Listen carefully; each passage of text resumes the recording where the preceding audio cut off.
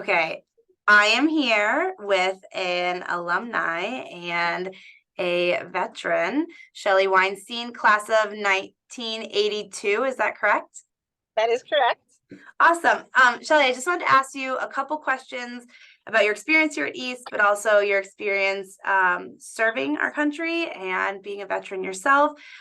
We're going to present this in front of students of East Catholic on our Veterans Day celebration. So it's really nice to have a perspective, of someone who was in their shoes, and who also has experience serving our country and really knows what Veterans Day means. So my first question for you is, what was your time at East Catholic like? What was your experience? What were you involved in? What did you really enjoy here?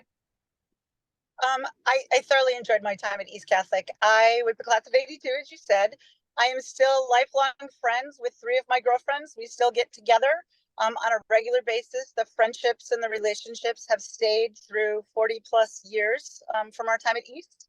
I managed football. My dad coached the freshman team for a while, and then I played softball and basketball. And I think some of my strongest memories from some of the teachers who I still keep in touch with, Anne Marie Ward, who can forget her, um, and Mr. Greer, who the first day of school talked about us being the salt of the earth. And he talked about a phrase of talking about freshmen, sophomore, juniors, and seniors, knowing and not knowing. And I have used that with my own children throughout their time growing up. So my memories of East are very fond and continue to be very fond. We love to hear that. And I think that tends to be a common experience graduating from here. I think I can also attest to that. And I hope that everybody sitting in front of us and watching this feels the same too. Now, what inspired you to join the military, and when did you join? And I guess the third part of that is, how did the service impact your life? So I knew from the time I was in high school I wanted to be a physical therapist. So that was when I went to college. I studied to be a physical therapist. And then at the time, both my older brothers, who are also East Catholic grads, were in the military, or getting ready to join the military. My dad had been in the reserves, and I think our family had just always talked about service of any different kind. And so I started to explore to find out that medical people could actually serve in the military. I didn't know that at the time. So I worked for a little over a year in the civilian sector, and then I decided to join the military. So I joined the Navy in 1998, actually 1988, sorry. And going to do 3 years and then move on. And I spent 27 and a half years in the Navy, retiring with the rank of captain. Wow. What branches of service were, you said your brothers were also? So my dad was a Marine. My oldest brother, Matthew, class of 76, was in the Air Force. My brother Mark, class of 80, was in the Navy. And then one of our children, one of my daughters, is also in the Navy right now. So it is carried through the family. A family affair for sure. Can you share a memorable experience from your time in the military that had a profound impact on you? Oh my gosh, there really are quite a few. I think from a geographic perspective, like that's the first thing, is during Desert Storm, Desert Shield, I was on the hospital ship and we went through the Gulf, and we were in the Suez Canal, and realizing how narrow it really was on our ship, that you almost felt you could reach out and touch, one country on one side and another country on the other side. I think another experience was talking to a group of high school students down in Georgia back when I was a junior officer, and especially the young women realizing that there was opportunity for them in the military. I think another time was I got to attend the funeral of Senator Bob Dole, and I went to when he was lying in state in the Capitol in DC, and seeing all the people from all walks of life, because he was someone from the greatest generation. And then I think just the privilege of taking care of injured service members and helping them get better in return, and how gratified they were for the care, but also never, ever feeling sorry for themselves, ever. That's incredible. Actually, all of those, honestly. The geographic one, especially, I think of. I mean, that's that you don't realize you're outside of your world until you get to go out and actually experience that. And then, I mean, even when you were just speaking about touching the lives of others, but that there's such a humility to it that they don't think of themselves as needing more help than you're able to give, and that's incredible. What advice would you give to young people considering a career in the armed forces? So I wouldn't go in with the fact that you have to do a career. I think you go in thinking, the enlistment periods of time can be as short as 3 years, 4 years. I think if you go in thinking it's a career, you may feel like you've kind of locked yourself in. Most service members don't do a career. I think giving back service, whether it's 3 years, whether it's the Peace Corps, wherever it is, but I think the opportunities that are presented in the military are unbelievable. You meet people from all walks of life, from different parts of the country. I think the ability to integrate and accept people who are different than you is amazing. You will make lifelong friends, even if you only serve for 3 years. So I think not going in there thinking it has to be a career. I think going in there with the idea of giving back to others and then seeing where it takes you. And whether you get out and those experiences lead you to another path, or whether you end up staying in and making a career of it and making differences around the world. So I think just being open to whatever that opportunity brings without feeling locked in.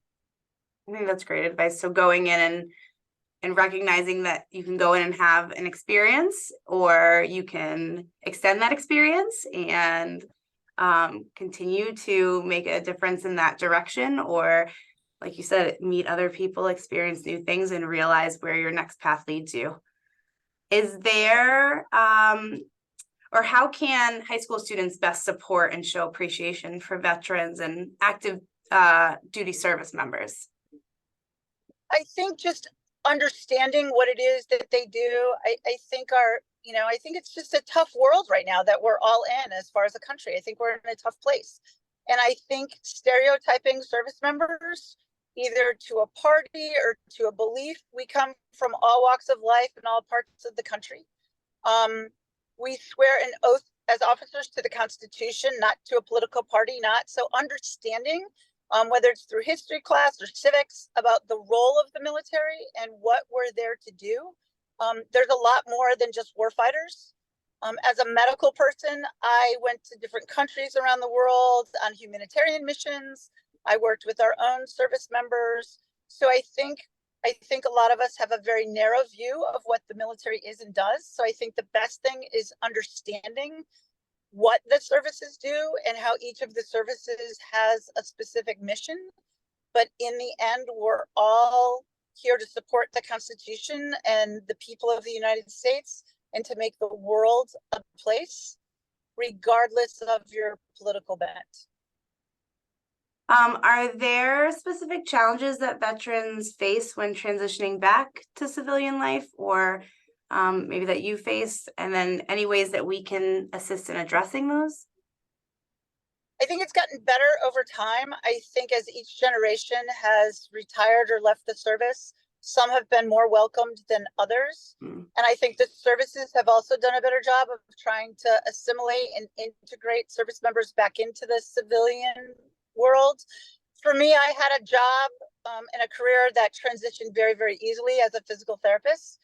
So for me, it was not difficult at all. But if you're an artillery person, or you do something that there isn't really a skill set that translates very well to the civilian sector, I think appreciating those people for their leadership skills, their organizational skills, really can put you in a good direction, whether you're hiring someone, whether they're coming to do a internship or coming to talk to you. There's a lot of military who come back to teach because they have so much to offer and they can do a lot, and just giving them a chance to show who they are as a person and respect what they did in their past as a service person.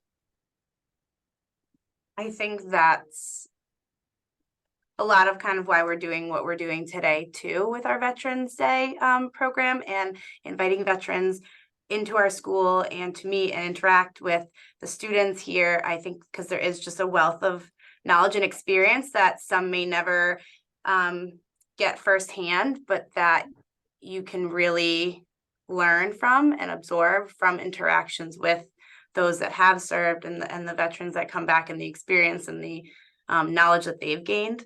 So I really appreciate you stating it so eloquently, because that's exactly, I think, what we're trying to do today. In your own words, what's the importance of Veterans Day in honoring and remembering the service and sacrifice of veterans? I love that you're doing a Veterans Day celebration. I think it's important for people to understand the difference between Memorial Day, which is in May, Veterans Day, which is in November, and then the service days, which are in May, which are for the active duty service member veterans, or Veterans Day is for those who've served but are still alive, and Memorial Day is for those who have passed on. I think it goes back to, there's been sacrifices, missed birthdays, missed family events, uprooting your family and moving around a lot.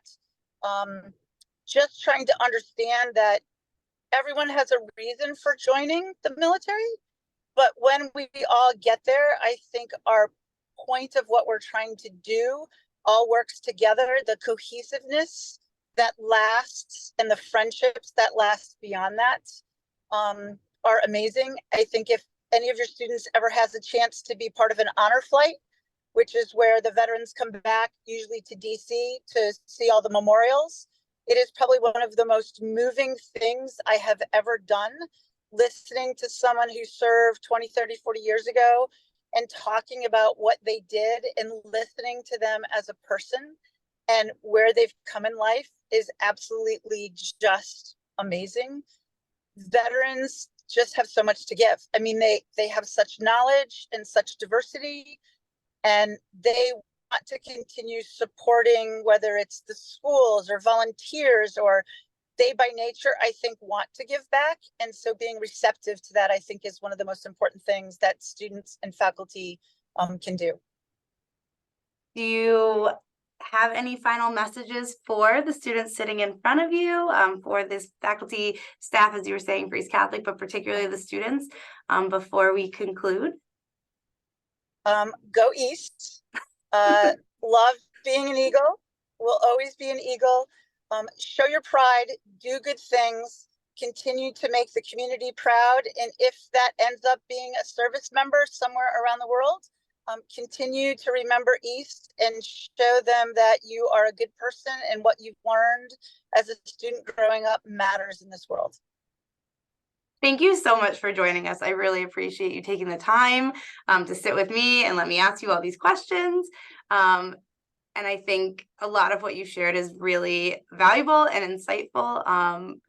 And so it's really great that we had you here as part of our Veterans Day presentation and an alumni. We really appreciate it. Thank you so much. And thank you for the invitation. I really do appreciate it. And have a great Veterans Day celebration. You too.